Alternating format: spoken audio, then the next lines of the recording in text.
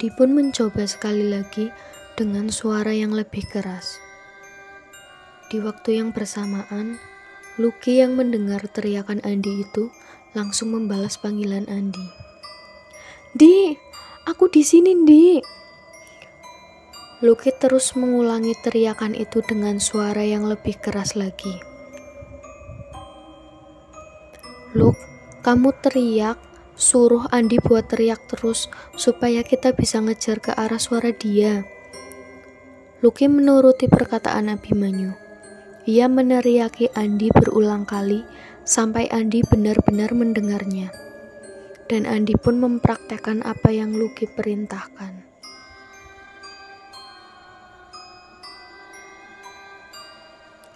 Lucky dan yang lainnya pun mencoba mengikuti suara teriakan dari Andi. Mereka berjalan tidak terlalu jauh, sampai akhirnya mereka benar-benar bertemu dengan Andi. "Di, kamu dari mana aja?" teriak Sekar dengan sangat histeris. Begitu juga dengan teman-teman yang lainnya. Mereka menepuk-nepuk bahu Andi. Bahkan Lucky sampai memeluknya. Tapi Andi justru kebingungan dengan perlakuan dari teman-temannya itu. "Kalian pada kenapa sih? Aku baru datang, aku malah bingung ini." Andi sampai menggaruk rambutnya yang tidak gatal itu. Raut wajahnya benar-benar menunjukkan orang yang sedang bingung. Sekar pun menceritakan apa yang baru saja mereka alami kepada Andi.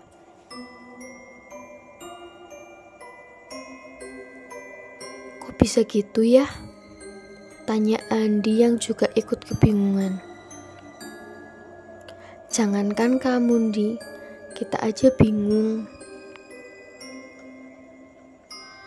Terus ini gimana? Mau dilanjutin apa nggak usah?" "Kenapa nggak dilanjutin? Udah sampai sini, nanggung juga kan?" Sekar yang sedari awal memang sangat antusias, saat itu sangat berharap pendakian itu tetap dilanjutkan. Walaupun sebelumnya ia sempat takut karena tersesat, namun ternyata Ica tidak sependapat dengannya. Ica pun mengajak Sekar untuk berbicara dan menjauh dari yang lainnya. "Kar, mending kita pulang aja yuk. Tadi aja kita udah nyasar," bujuk Ica. "Nanggung, Cak, udah sampai sini. Tadi kan nyasar karena gak ada Andi. Sekarang kan udah ada Andi." Sekar tetap bersikeras. "Justru itu, Kar. Kita tadi nyasar karena kita pikir ada Andi kan? Dan kita semua ngelihat sosok itu. Kamu gak takut apa? Kita itu disasarin, Kar." "Udah gak apa-apa. Kalau mau lanjut ya ayo, gak apa-apa. Gak ada apa-apa kok," jawab Lucky yang menghampiri mereka karena mendengar percakapan mereka. Dan Abimanyu pun ikut mendekat.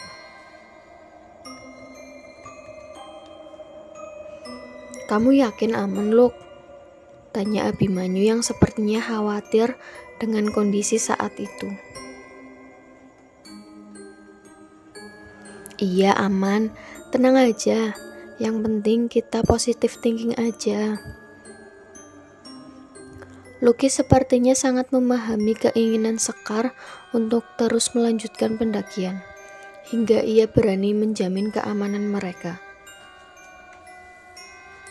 Setelah sedikit berunding dengan Andi dan Hafiz, mereka pun kembali melanjutkan pendakian. Kali ini pendakian dipimpin oleh Andi. Dan untuk menjaga keamanan mereka, setiap 5 menit sekali mereka akan berhitung, dimulai dari urutan paling depan hingga yang paling belakang.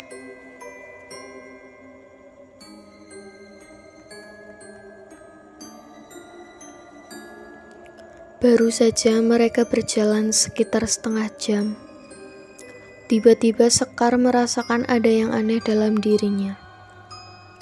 Saat sebelumnya Sekar mengenakan jaket tebal, lengkap dengan syal dan sarung tangan untuk mencegah supaya ia tidak kedinginan, tiba-tiba ia melepaskan satu persatu atribut yang ia kenakan, mulai dari sarung tangan, syal, hingga jaketnya. Ica yang berada tepat di belakangnya tidak menyadari hal itu. Justru Lucky yang langsung menghentikan langkahnya dan mengarahkan senter yang ia bawa pada wajah Sekar. Astagfirullah, pekik Lucky saat melihat wajah Sekar yang penuh dengan keringat yang bercucuran. Bahkan kaos yang ia kenakan sudah basah di bagian dadanya. Abimanyu yang berada di belakang Ica mendengar pekikan Lucky, ia langsung berlari ke arah Sekar. Sekar, kamu gak apa-apa? Tanya Abimanyu sembari menggenggam telapak tangan Sekar. Tangannya dingin banget, Luk, ucap Abim histeris.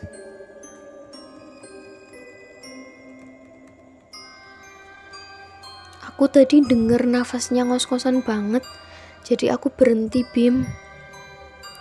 Jawab Lucky yang juga ikut kebingungan melihat kondisi Sekar. Panas banget, Bim. Sesak. Runtuh Sekar sembari memegangi dadanya. Terlihat banyak sekali keringat bercucuran di sekitar tubuhnya. Wajahnya pun berubah menjadi sangat pucat. Tubuhnya terasa sangat dingin saat Abimanyu dan Ica mencoba untuk memapahnya.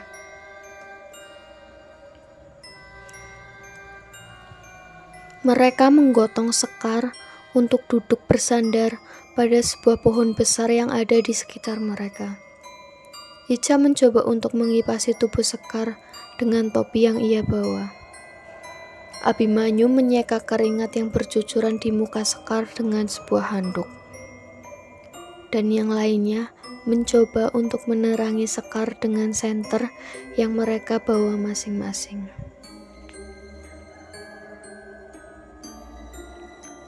Ini coba minum dulu, Kar. Andi menyodorkan sebuah botol minuman yang terisi air putih kepada Sekar. Sekar terlalu lemah untuk mengambil botol itu, sehingga Abimanyu yang menerimanya dan menyuapkannya pada Sekar dengan tutup botol itu. Gimana, Kar? Udah mendingan? Tanya Abimanyu. Sekar hanya mengangguk. Abimanyu dan Ica bergantian untuk menyuapi air pada Sekar.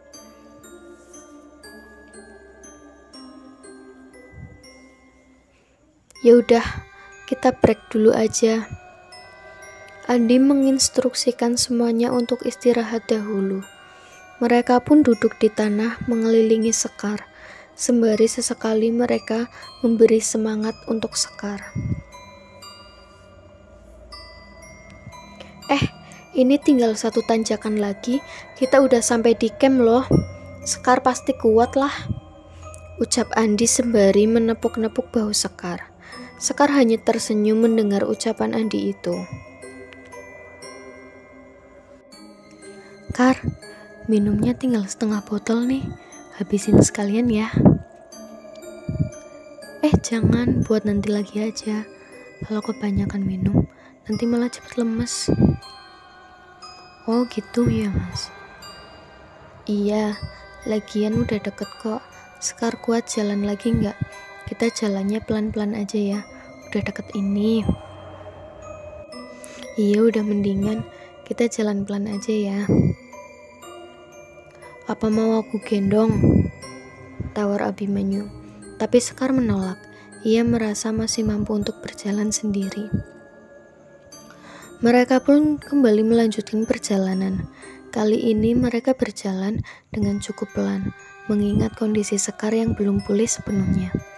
Mereka berjalan melalui sebuah jalan kecil yang di sisi kirinya terdapat banyak sekali pepohonan yang lebat, dan di sebelah kanannya terdapat sebuah jurang yang tidak terlalu dalam, namun cukup berbahaya juga kalau sampai jatuh ke dalamnya. Sekar menyodorkan senternya ke arah jurang. Sesaat, ia tertegun melihat pemandangan di bawahnya. "Gak usah diliatin, fokus ke jalan aja," ucap Abimanyu dengan datar saat ia melihat apa yang sedang dilakukan oleh Sekar di depannya.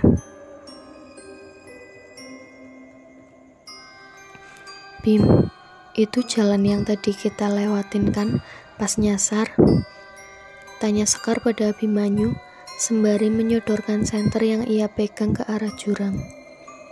Abimanyu yang mendengar pertanyaan Sekar langsung mengecek ke bawah dengan senternya.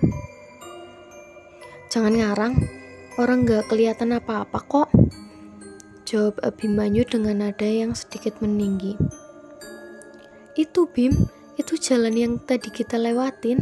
Itu pohon yang dikasih tanda sama Lucky." Sekar menunjuk-nunjuk ke arah bawah dengan senternya. Ica yang berada di depan Sekar mendengar perdebatan antara Sekar dan Abimanyu, sontak membuat Ica berhenti berjalan dan membalikkan badannya dengan sangat cepat. "Ada apa sih kok kalian berantem?" Refleks dari Ica itu justru menyebabkan sesuatu yang tidak baik untuk Sekar. Ternyata Sekar sangat kaget, sehingga tanpa ia sadari, ia melompat mundur ke arah kiri. "Ah!" pakik Sekar cukup keras. Seketika semua berhenti. Andi dan Lucky yang berada di bagian paling depan langsung menyusul ke arah belakang. Di belakang terlihat Abimanyu sedang berjongkok menerangi bagian kaki Sekar. Terlihat ada beberapa bercak darah di punggung kaki Sekar. "Lah, kenapa aku bisa gitu?" Andi sangat panik melihat kaki Sekar. Ia langsung membuka tasnya dan mengeluarkan kotak P3K. Abimanyu mengarahkan senternya pada sebelah kirinya. "Kena duri pohon salak, Di." Lucky menyiram kaki Sekar dengan air yang ia bawa dalam botol. Setelah itu, Andi membersihkan luka tersebut dengan kapas, lalu menempelkan plaster pada lukanya. Terlihat Sekar meringis menahan perih. Ia bersandar di pelukan Abimanyu. "Kar, maafin aku ya. Aku gak nyangka kamu bakal kaget sampai segitunya." Ica meminta maaf pada Sekar dengan wajah yang sangat memelas. Ica benar-benar sangat menyesal. "Lagian kenapa sih pakai debat segala?" tanya Hafiz pada Sekar dan Abimanyu. Hafiz yang berada di belakang Abimanyu jelas mendengar dan mengetahui kalau Abimanyu dan Sekar sedang berdebat. Abimanyu sebenarnya enggan menceritakan apa yang ia dan Sekar perdebatkan. Ia takut kalau nanti akan membuat suasana menjadi semakin rumit. Tapi Andi terus mendesaknya, hingga akhirnya ia menceritakan apa yang dilihat oleh Sekar di bawah. "Aduh, mulai gak bener ini. Udah kan lukanya udah gak apa-apa, yuk kita jalan lagi. Kalau enggak digendong Abimanyu aja, tinggal naik ke sana aja udah. Habis itu kita diriin tenda di sana."